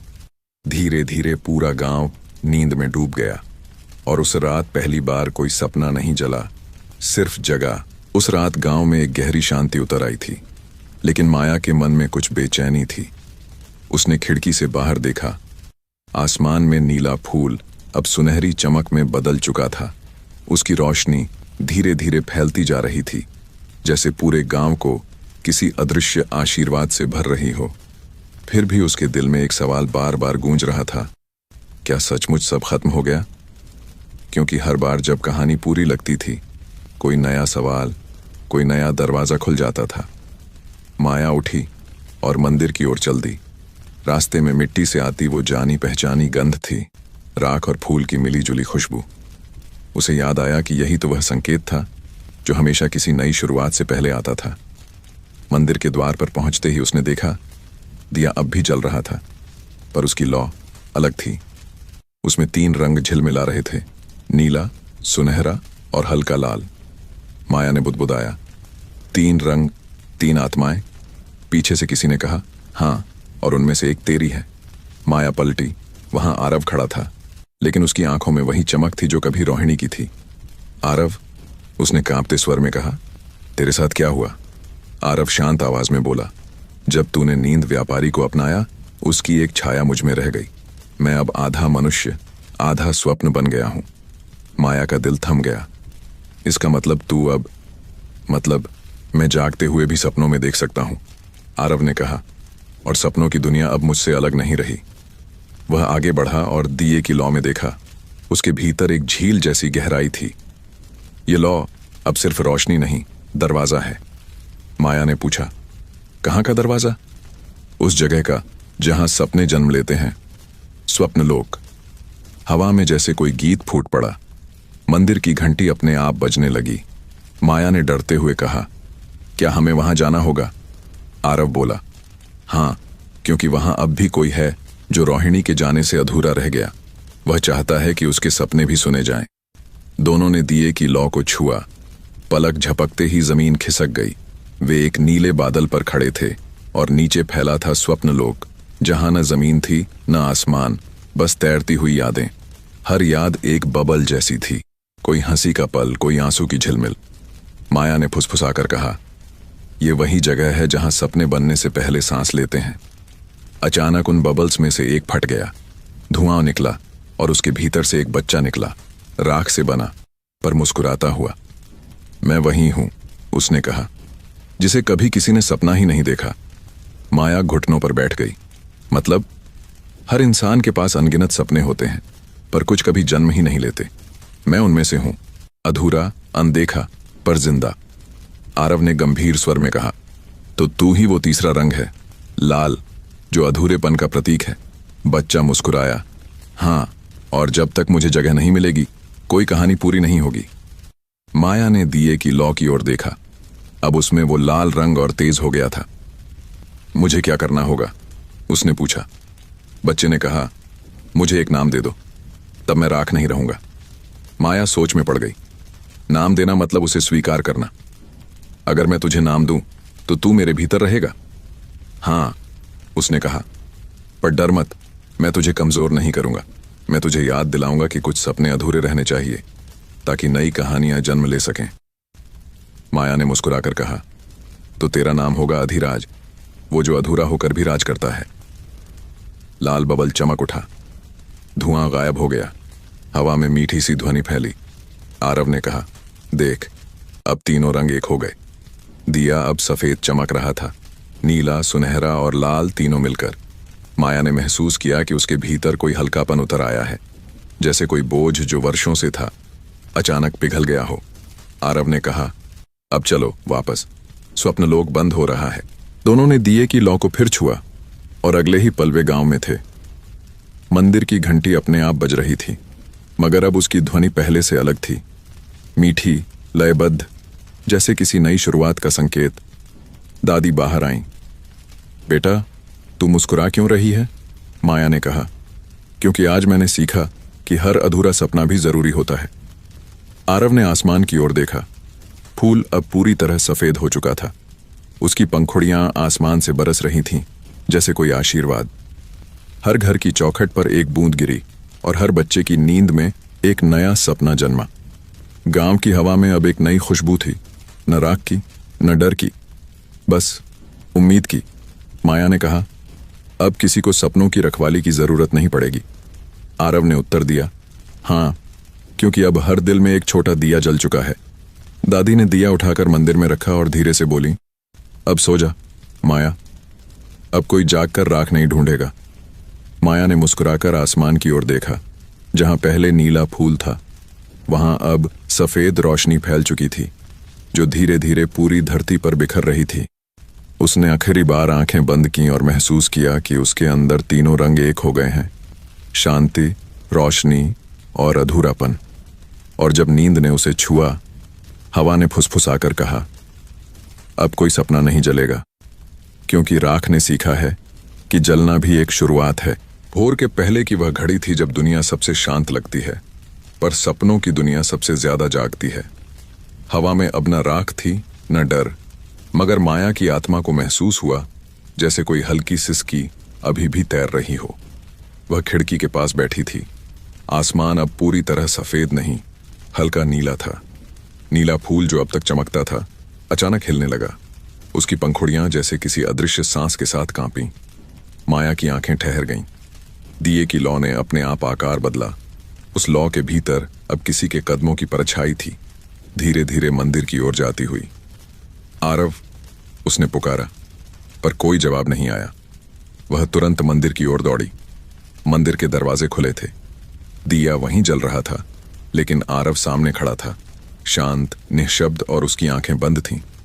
दिए की रोशनी सीधे उसके चेहरे पर पड़ रही थी, और उस रोशनी में माया ने देखा आरव के माथे पर वही 3 रंग चमक रहे थे, नीला, लाल और सुनहरा। आरव, उसने धीरे से आंखें खोली। माया, अब मेरा समय है, उसने कहा। क्या मतलब? जब तूने स्वप्नलोक में अधिराज को नाम दिया तब तूने सपनों के चक्र को पूरा कर दिया, लेकिन हर चक्र को कोई एक पहरेदार चाहिए। अब वो मैं हूं। माया के होंठ कांपे। नहीं, मैं तुझे नहीं खो सकती। हमने साथ में सब कुछ झेला है, डर, राख, रोहिणी, सब। आरव मुस्कुराया। तूने जीवन को रोशनी दी माया, अब किसी को सपनों की रखवाली करनी होगी। माया ने सिर झुका लिया। तो क्या तू अब नींद में रहेगा? नहीं, आरव बोला, मैं हर उस सपने में रहूंगा जो डर से जन्म लेगा। जब भी कोई रोशनी बुझने लगेगी, मैं वहां दिया बनकर जल उठूंगा। माया ने आंसुओं से कहा, मगर मैं? तू जागते हुए सपने देखना सीख ले, उसने कहा, क्योंकि अब तू डर से परे है। हवा में धीमा कंपन हुआ। फूल की पंखुड़ियां उड़ने लगीं और आरव का शरीर उन पंखुड़ियों में घुलने लगा। आरव! माया ने चीख लगाई, लेकिन आवाज राख में समा गई। बस उसकी आवाज बची। सपने कभी खत्म नहीं होते माया, वे बस रूप बदलते हैं। दिया फिर से स्थिर हुआ। हवा में नीली चमक लहराई और मंदिर की दीवार पर एक नई पंक्ति उभरी, रोशनी को रोकना नहीं, बांटना सीखो। माया वहीं बैठ गई, थकी हुई पर शांत। रात खत्म हो गई थी। सूरज की पहली किरण मंदिर की दीवारों पर पड़ी और तीनों रंग उसमें समा गए। नीला, लाल और सुनहरा मिलकर सफेद बन गए।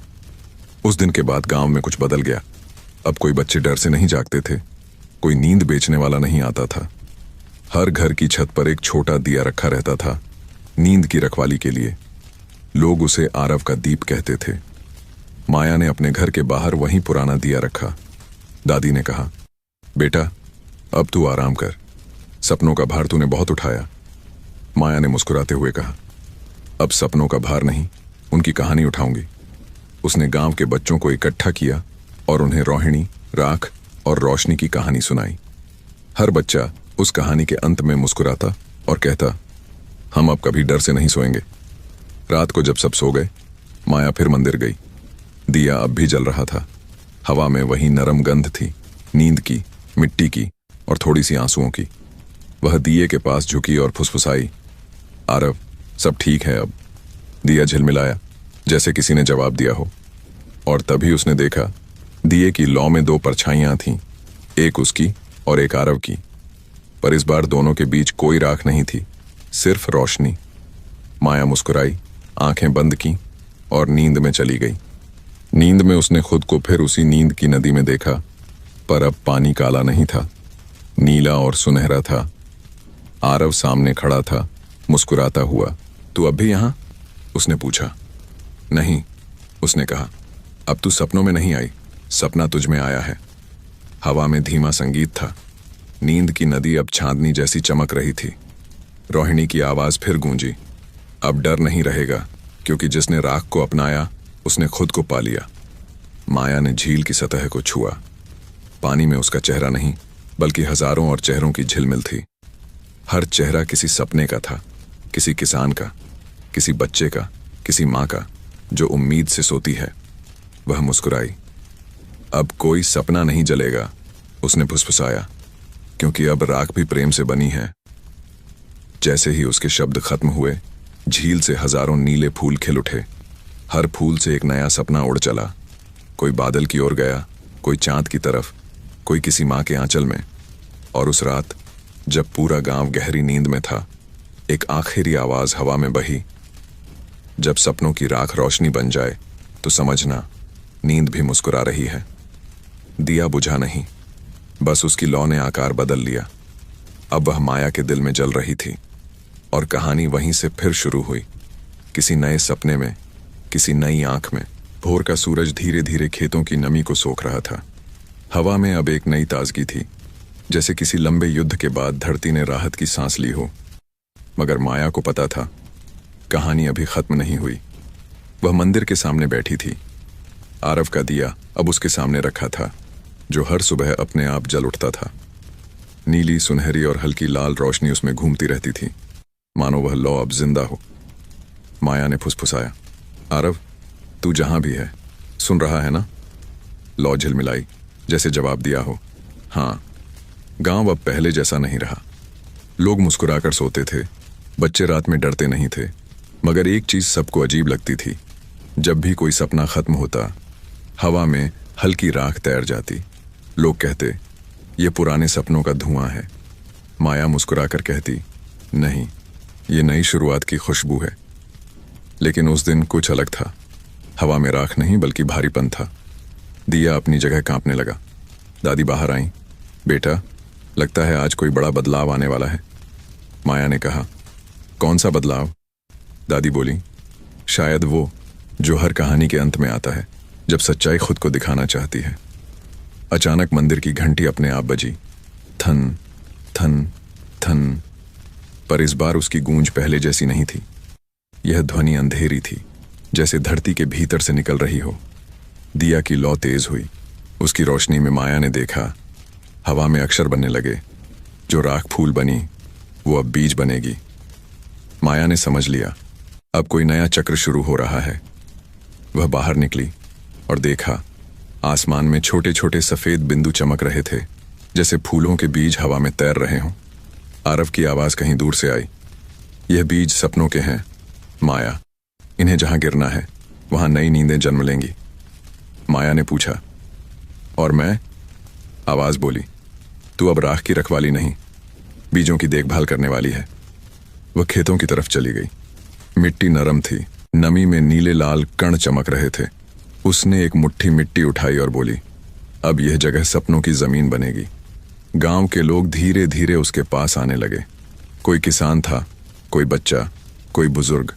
माया ने कहा, अब हर किसी को अपना सपना बोना होगा। जो सपना डर से भागेगा वह नहीं उगेगा। जो सपना सच्चाई में विश्वास करेगा वही फूल बनेगा। सभी ने उसकी तरह मिट्टी में बीज डाले, नींदों के, उम्मीदों के और पुरानी गलतियों से सीखे गए सपनों के। रात आई तो खेतों से हल्की नीली चमक उठी।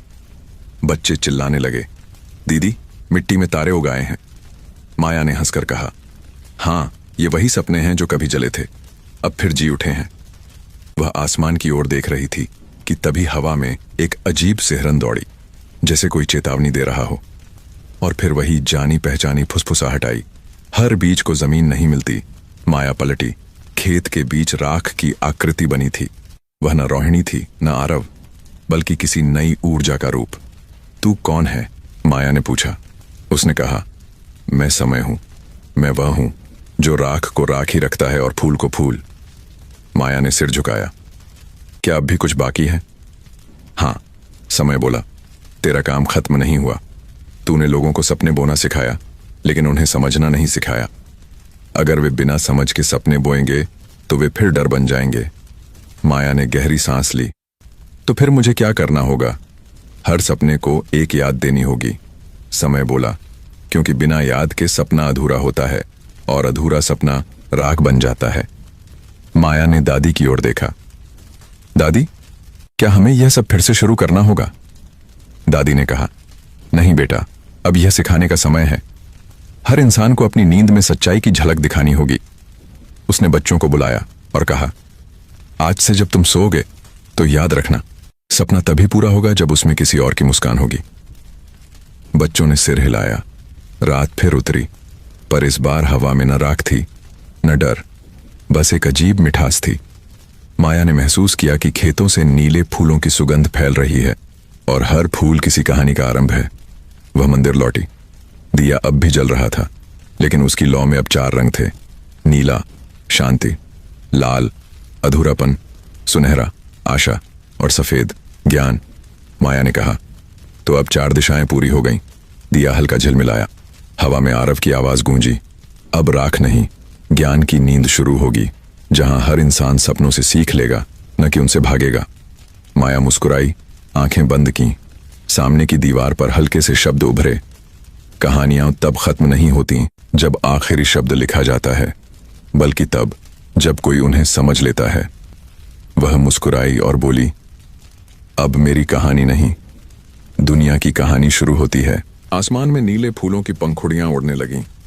हर बूंद, हर कण, हर सपना एक नई दिशा ले रहा था। और जब पहली किरण मिट्टी पर गिरी तो राख का हर झर्रा सोने की तरह चमक उठा, जैसे समय खुद स्वीकार कर रहा हो कि सपनों की राख अब दुनिया का सबसे सुंदर बीज बन चुकी है। सूरज ढल चुका था। गांव के ऊपर नीली शाम उतर रही थी, जैसे दिन और रात के बीच कोई गुप्त समझौता हो गया हो। हवा में फूलों की महक थी, मगर उसके नीचे एक हल्की राख की परत फिर तैर रही थी। माया ने आकाश की ओर देखा। नीले फूल की जगह अब 100 छोटे तारों जैसे बीज फैल गए थे। वो जानती थी, हर बीज एक सपना है और हर सपना किसी की उम्मीद। लेकिन उस दिन जब सब कुछ शांत था, एक बूढ़ा आदमी गांव में आया। उसका चेहरा अजीब था, न डरावना न शांत। उसकी आंखों में अंधेरा और रोशनी दोनों थे। वह माया के सामने आकर बोला, मैं राख का आखिरी प्रहरी हूं। माया चौंकी। प्रहरी? लेकिन अब राख खत्म हो चुकी है। वह मुस्कुराया, नहीं बेटा, राख कभी खत्म नहीं होती। जहां सपने हैं वहां अधूरापन भी रहेगा, और मैं उसी अधूरेपन की रखवाली करता हूं। माया ने गहरी सांस ली। अगर तू प्रहरी है तो क्या अब कोई नया खतरा है? खतरा नहीं, उसने कहा, कसौटी है। तूने सपनों को फूल बनाया, पर क्या जानती है, हर फूल को झरना ही होता है। माया चुप रही। वह आगे बोला, समय तुझसे कुछ मांगने आया है, तेरी आखिरी याद। माया के दिल में दर्द उठा। कौन सी याद? वो जो तूने आरव के लिए बचाई थी। उसने दिए की ओर देखा। लौ अब धीमी हो गई थी। नीली रोशनी में उसे आरव का चेहरा दिखा, शांत, मुस्कुराता हुआ। वह जान गई, अब यह आखिरी परीक्षा है। अगर मैं यह याद दे दूं, माया बोली, तो आरव मिट जाएगा? बूढ़ा प्रहरी बोला, नहीं, वह मिटेगा नहीं, वह समय बन जाएगा। हर नए सपने में, हर नए बीज में उसी की हंसी गूंजेगी। माया ने आंसू पोंछे और दिए के पास झुक गई। उसने अपनी हथेली लौ के पास रखी। गर्मी ने उसकी त्वचा को छुआ, जैसे कोई पुरानी बात फिर याद आई हो। उसने धीरे से कहा, आरव, मैं तुझे नहीं खो रही, बस तुझे सबको दे रही हूं। लौ तेज हुई। उसके भीतर से नीली किरण निकली और आसमान की ओर उठ गई। माया ने देखा, हर बीज उस रोशनी को सोखने लगा। अब पूरा गांव चमक रहा था। दादी मंदिर के द्वार पर खड़ी थीं। बेटा, तूने कर दिखाया, अब कोई अकेला सपना नहीं होगा। माया मुस्कुराई। अब सपने बांटने के लिए हैं, रखने के लिए नहीं। धीरे धीरे दिया शांत हुआ, पर उसकी गर्मी माया के दिल में रह गई। आकाश में जो नीली रोशनी उठी थी, वह अब धीरे धीरे एक रूप ले रही थी, आरव का। वह मुस्कुरा रहा था, बोला, तूने मुझे समय बना दिया माया। अब मैं हर सपने की धड़कन हूं। माया के आंसू खुद मुस्कान में बदल गए। तो अब कहानी पूरी हुई? आरव बोला, कहानियां कभी पूरी नहीं होती, वे बस नई दिशा लेती हैं। हवा में संगीत की लहर चली। मंदिर की घंटी अपने आप बजी, थन थन थन। मगर इस बार उसकी गूंज धरती से नहीं, आसमान से आ रही थी। माया ने देखा, हर नीले फूल से अब सुनहरी बूंदें गिर रही थीं। लोग उन्हें छूते तो हंसने लगते, जैसे कोई पुराने डर पिघल गए हों। गांव के बच्चे दौड़ते हुए बोले, दीदी, आसमान से सपने बरस रहे हैं। माया ने हाथ फैलाए और एक बूंद पकड़ ली। वह बूंद ठंडी नहीं थी, गर्म थी, जैसे दिल की धड़कन। उसने उसे अपनी आंखों के पास लाया। बूंद में आरव की परछाई मुस्कुरा रही थी। अब जा, उसने हवा में कहा, जहां भी लोग डर से सोए हैं वहां यह रोशनी पहुंचा देना।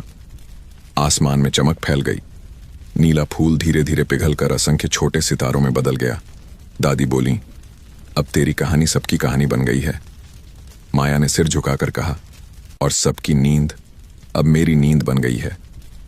रात फिर उतरी, पर अब वह डरावनी नहीं थी। हर झोंके में लोरी की ध्वनि थी, हर खिड़की के बाहर नीली चमक थी। माया अपने कमरे में लौटी, दिए को देखा। अब वह साधारण लौ थी, पर उसके भीतर चारों रंग अब भी थे। उसने दिए के पास बैठकर लिखा, राख ने सिखाया कि जलना भी एक जन्म है। सपनों ने सिखाया कि डर के बिना नींद अधूरी है, और यादों ने बताया कि रोशनी बांटने से बढ़ती है। वह मुस्कुराई, आंखें बंद की। धीरे धीरे हवा ने उसे छुआ, और इस बार जब नींद आई तो किसी ने कहा, अब सो जा माया, तेरे सपने अब दुनिया देखेगी। आसमान में फिर एक नीला फूल खिला, मगर अब वह राख से नहीं, मुस्कान से बना था। और उसके नीचे पूरा गांव सोया, बिना डर, बिना अधूरेपन के, बस सपनों की रोशनी में लिपटा हुआ। सुबह की पहली किरणें नींद के हर कण को छू रही थीं। खेतों में हवा धीमे बह रही थी, मिट्टी की खुशबू और फूलों की मिठास साथ लिए हुए। पर उस सौम्य हवा में अब एक अलग चमक थी, एक शांति जो केवल तब आती है जब कहानी अपने असली अंत के करीब पहुंचती है। माया आंगन में बैठी थी। उसके सामने वही दिया रखा था जो अब साधारण नहीं रहा। उसकी लौ शांत थी, पर गहराई में हजारों रंग नाच रहे थे। दादी पास आईं, धीरे से बोली, अब तू सच में बदल गई है माया। माया मुस्कुराई, अब मैं डर नहीं देखती दादी, अब मैं सिर्फ कहानियां देखती हूं। गांव अब पूरी तरह से अलग था। लोग सुबह उठते तो अपने सपनों की बातें करते। कोई कहता, कल मैंने देखा कि मेरी फसल सुनहरी हो गई, तो कोई कहता, मैंने अपने पुराने पिता को मुस्कुराते देखा। हर सपना अब किसी डर का नहीं, किसी आशा का प्रतीक था। माया ने महसूस किया कि अब वह सिर्फ एक लड़की नहीं रही, वह खुद कहानी बन चुकी थी। जहां वह चलती वहां हवा में लोरी सी गूंज होती। बच्चे जब उसके पास सोते तो उन्हें सबसे मीठी नींद आती। एक शाम मंदिर की घंटी बिना किसी हाथ के बजी। माया ने सिर उठाया, दिया तेज चमकने लगा था। उसके भीतर से आवाज आई, माया, समय की नदी फिर बह रही है, कुछ नया जन्म लेने को है। वह बोली, अब क्या? आवाज बोली, हर कहानी जो खत्म होती है उसकी राख से एक नई कहानी उगती है। तूने जो सपने बोए थे अब वो नींद के पार खिलने वाले हैं। माया ने आकाश की ओर देखा। हजारों नीले फूल अब ऊपर नहीं, नीचे धरती पर उगाए थे। रात में जब लोग सोते तो उनके घरों के चारों ओर रोशनी घूमती, जैसे नींद अब कोई जगह नहीं बल्कि एक यात्रा बन गई हो। वह खेतों के बीच चली गई। वहां एक जगह थी जहां पहली बार उसने बीज बोया था। मिट्टी पर हल्की सुनहरी रेखाएं थीं, वे चमक रही थीं। उसने हाथ रखा तो जमीन से फुसफुसाहट आई, अब तू राख की रखवाली नहीं, समय की रचना करने वाली है। माया के भीतर गर्मी फैल गई। उसका शरीर हल्का होने लगा, जैसे हवा में घुल रहा हो। दादी दौड़कर आईं। माया, वह मुस्कुराई, डरिए मत दादी, मैं जा नहीं रही, बस सबका हिस्सा बन रही हूं। आसमान से नीली वर्षा उतरने लगी। हर बूंद जहां गिरी वहां से फूल उगाया। लोग बाहर आए, बच्चों ने हाथ फैलाए। देखो, किसी ने कहा, सपनों की बारिश। दादी ने आसमान की ओर देखा। एक पल के लिए उन्हें लगा कि बादलों में माया का चेहरा है, मुस्कुराता हुआ। उन्होंने कहा, अब वह नींद नहीं लाती, अब वह हर नींद में रहती है। गांव का नाम अब लोग नींदपुर कहने लगे। यहां कोई दुःस्वप्न नहीं होता था। हर महीने की पहली रात मंदिर की घंटी अपने आप बजती और दिया जल उठता। लोग कहते, यह माया की याद है जिसने डर को फूल बना दिया। वर्षों बीते। बच्चों ने बड़े होकर अपने गांव की कहानी आगे बढ़ाई। वे कहते, कभी यहां एक लड़की थी जो राख से सपने बनाती थी, और जब कोई बच्चा डर से कांपता तो उसे कहा जाता, बस आंखें बंद कर और कह, माया यहां है। कहते हैं उस रात जब चांद पूरा होता है तो हवा में हल्की लोरी सुनाई देती है, वही लोरी जो कभी माया ने गाई थी। नींदिया रानी धीरे चलो, सपनों की डोर न टूटे। और उस पल हवा रुक जाती है, फूल झूम उठते हैं, और हर दिल को लगता है जैसे कोई अदृश्य हाथ उसके माथे को सहला गया हो। रात गहराती है और मंदिर की घंटी एक आखिरी बार बजती है। दिया अपनी लौ से आसमान की ओर एक पतली रेखा छोड़ता है। वह रेखा चांद तक जाती है और वहां नीले फूल में बदल जाती है, और उस फूल के भीतर कोई फुसफुसाता है, अब सपनों की राख नहीं, उनकी कहानी जीवित है। माया की मुस्कान अब हवा में है, खेतों में है, बच्चों की हंसी में है। और जब भी कोई कहता है मुझे डर लग रहा है, तो आसमान से हल्की बूंद गिरती है और उसके माथे को छूती है, जैसे कोई कह रहा हो, डर नहीं, यह तो नया सपना है। धीरे धीरे पूरी धरती उस फूल की रोशनी में नहा जाती है। दिया बुझता नहीं, बस अनगिनत दियों में बट जाता है, हर घर में, हर दिल में। और जब दुनिया सोती है तो कहीं एक आवाज गूंजती है, हर राख एक कहानी है, बस उसे सुनने वाला चाहिए। रात का समय था। आसमान बिल्कुल साफ, सितारे शांत, और हवा में अब वह पुरानी राख की गंध नहीं थी। उसकी जगह थी मिट्टी और बारिश की महक, जो नई कहानियों की जन्मदात्री होती है। माया मंदिर की सीढ़ियों पर बैठी थी। दिया उसके सामने जल रहा था। उसकी लौ में अब हर रंग मिला हुआ था, नीला, सुनहरा, लाल, सफेद और कहीं कहीं पर हल्की हरी आभा भी। वह धीरे से बोली, अब यह कहानी शायद सच में पूरी होने वाली है। लेकिन हवा ने जवाब दिया, कहानियां कभी पूरी नहीं होती माया, वे बस दिशा बदलती हैं। अचानक दूर खेतों से बच्चों की हंसी सुनाई दी। वे नीले फूलों के बीच दौड़ रहे थे, जिनकी पंखुड़ियों पर छोटी छोटी रोशनी चमक रही थी। हर फूल किसी सपने की याद था और हर हंसी उस याद की धुन। माया ने सोचा, अब दुनिया डरना भूल गई है, शायद अब इसे सपने देखने की भी जरूरत नहीं। लेकिन तभी मंदिर के द्वार से एक परछाई बाहर आई, पुरानी, परिचित, पर किसी और रूप में। वह रोहिणी थी, मगर इस बार उसका चेहरा युवा नहीं, शांत था। उसकी आंखों में न चमक थी, न आंसू, सिर्फ गहराई। तू? माया ने आश्चर्य से कहा। तू तो विलीन हो गई थी। रोहिणी ने कहा, मैं खत्म नहीं हुई माया, मैं हर उस इंसान में रह गई जो अपने डर को समझ गया। माया ने मुस्कुराकर कहा, तो अब तू डर नहीं, ज्ञान है। रोहिणी ने सिर झुकाया, और तू कहानी है। अब वक्त है कि तू मुझे एक आखिरी बार सुने। वह बोली, जब मैं जवान थी तब मुझे नींद से डर लगता था। मुझे लगता था कि नींद मौत जैसी है, इसलिए मैंने सपनों को जलाना शुरू किया, ताकि कोई मुझे उस अंधकार में न ढकेल दे।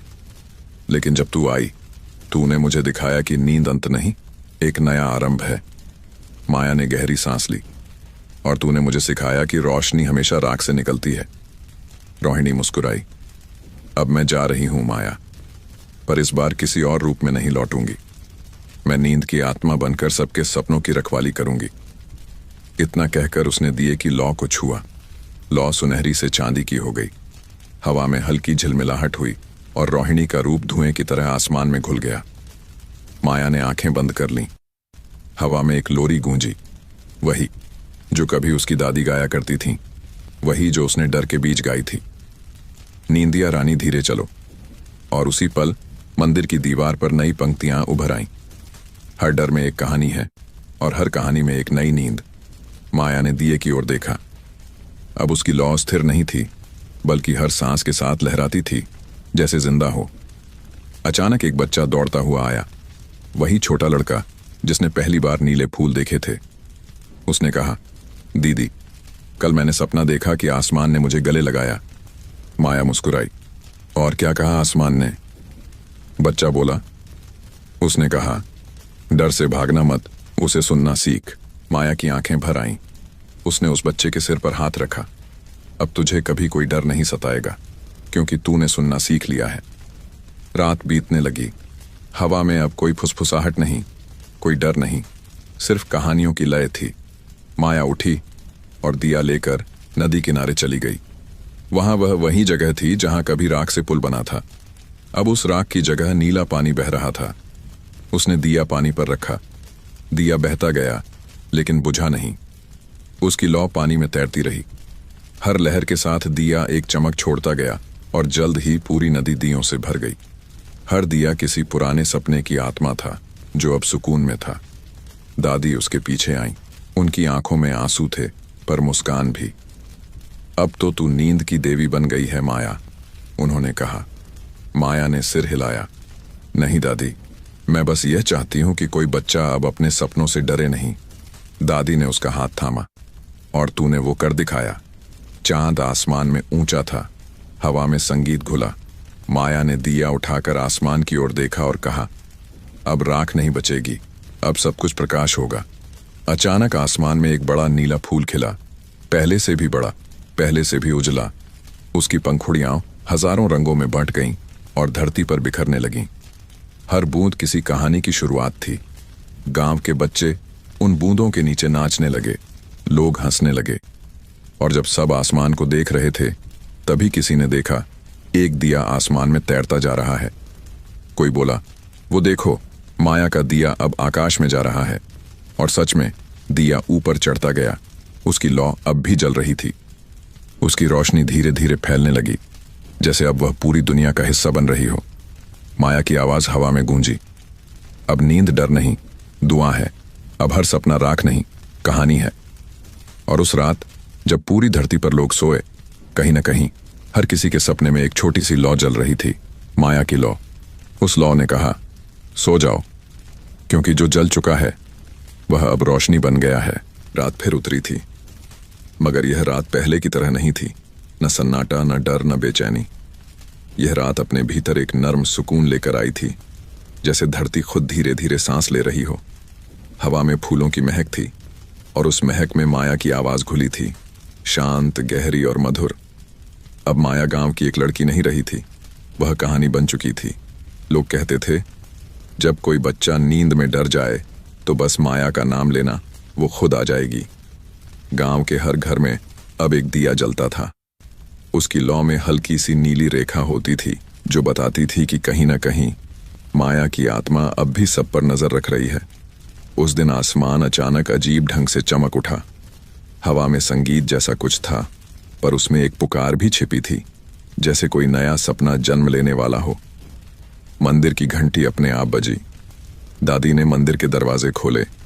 उनके चेहरे पर अब झुर्रियां ज्यादा थीं, लेकिन आंखों में वही चमक थी। उन्होंने देखा, दिया फिर से पहले जैसा जल उठा था और उसकी लौ में इस बार एक लड़की का चेहरा था। पर वह माया नहीं थी, वह एक नई लड़की थी, लगभग 14-15 साल की। उसकी आंखों में वही जिज्ञासा, वही मासूमियत और वही डर था जो कभी माया की आंखों में था। दादी ने धीरे से कहा, तो अब नई रखवाली शुरू हो गई। लड़की का नाम सिया था। वह गांव की सबसे शांत बच्ची थी, जो हमेशा सपनों के बारे में सवाल करती थी। सपनों का वजन होता है क्या? अगर कोई सपना गिर जाए तो क्या वो टूट जाता है? लोग हंसते थे, लेकिन दादी उसे हमेशा माया की लोरी सुनाती।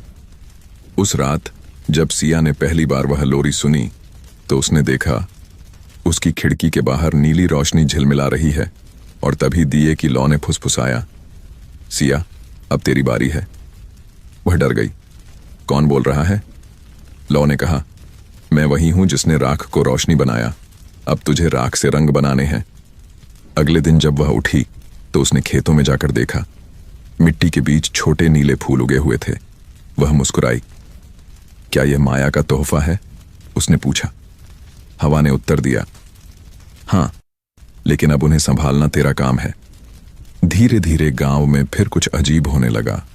बच्चों के सपनों में रंग बदलने लगे।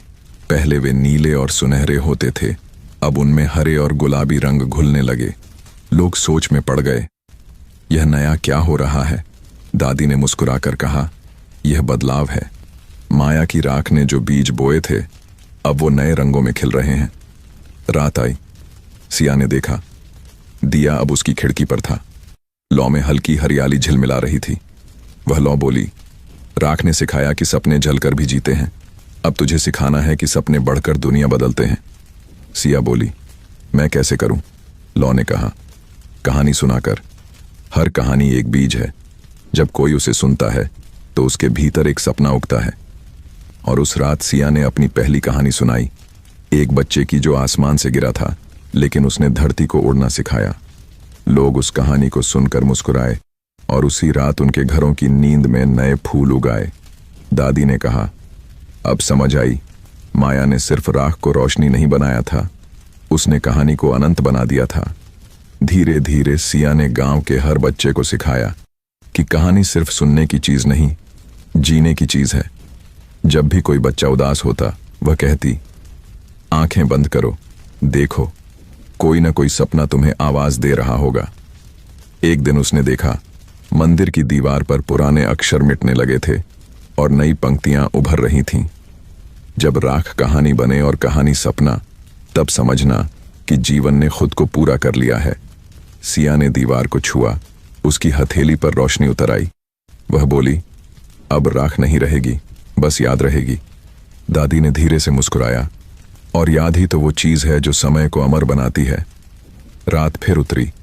हवा में अब 5वां रंग था, बैंगनी, जो न डर का था न आशा का, बल्कि अनुभव का था। सिया ने मंदिर की ओर देखा। दिया 5 रंगों में जल रहा था। वह बोली, अब यह दुनिया कभी अंधेरी नहीं होगी। आसमान में एक आखिरी बार नीला फूल खिला और उसकी पंखुड़ियां फैलकर पूरे गांव को ढक गईं। लोगों ने कहा, देखो, माया लौट आई है। पर दादी बोली, नहीं, यह माया नहीं, यह सिया की कहानी का आशीर्वाद है। और सच में उसी दिन से सिया नींदों की कहानीकार कहलाने लगी।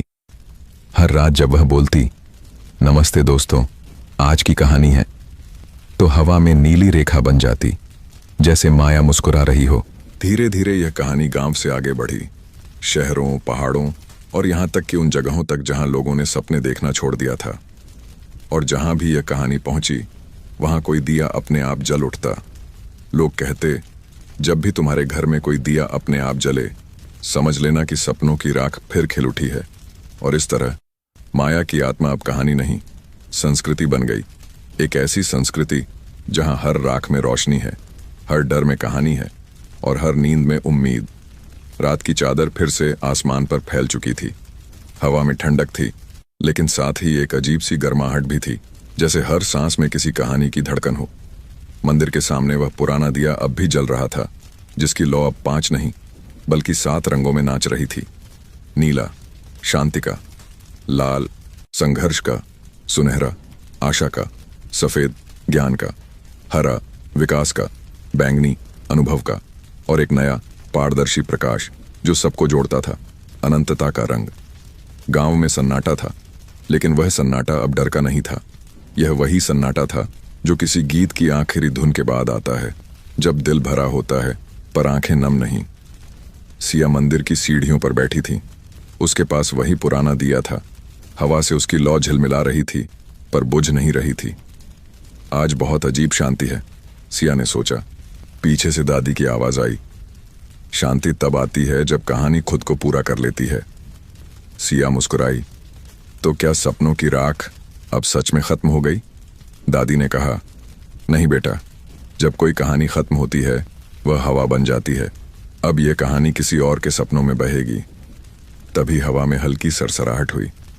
फूलों की पंखुड़ियां जमीन से उठने लगीं। आसमान में हजारों दिए जैसे तैरने लगे। और तभी आवाज आई, वो आवाज जो कभी माया की थी, फिर रोहिणी की, अब खुद समय की बन चुकी थी। सिया, अब तेरे भीतर जो जल रहा है वो सिर्फ लौ नहीं, कहानी की आत्मा है। उसे दुनिया तक ले जा। सिया ने आंखें बंद की।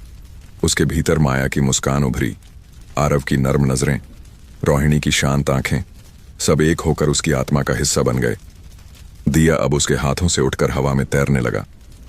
गांव के बच्चे बाहर आए। दीदी देखो, दिया उड़ रहा है। सिया बोली, यह उड़ नहीं रहा, यह लौट रहा है उन तक जिनके सपनों में अब भी अंधेरा है। दिया आसमान में ऊपर उठा। उसकी लौ से हजारों छोटे दिए बने, जो चारों दिशाओं में फैल गए। कोई समुद्र के पार गया, कोई पहाड़ों के पीछे, कोई रेगिस्तान में, कोई किसी बूढ़े के आंसू में। हर दिया जहां पहुंचा, वहां किसी के सपने में एक रंग जुड़ गया। धीरे धीरे आकाश सुनहरे और नीले दियों से भर गया। पूरा गांव उनकी चमक में नहा गया। दादी ने आंसुओं से कहा, देखो, राख सच में रोशनी बन गई। सिया ने मंदिर की ओर देखा। दीवार पर पुराने शब्द धीरे धीरे चमकने लगे। हर नींद में एक कहानी है और हर कहानी में एक जागना। उसने हाथ जोड़कर प्रणाम किया और बोली, अब मैं भी कहानी बन गई हूं, माया की तरह। अब मेरा काम भी खत्म है। लेकिन हवा ने धीरे से कहा, नहीं सिया, काम कभी खत्म नहीं होता। जो कहानी समझ में आ जाए वह किसी और के भीतर फिर शुरू होती है। सिया मुस्कुराई। उसने आसमान की ओर देखा।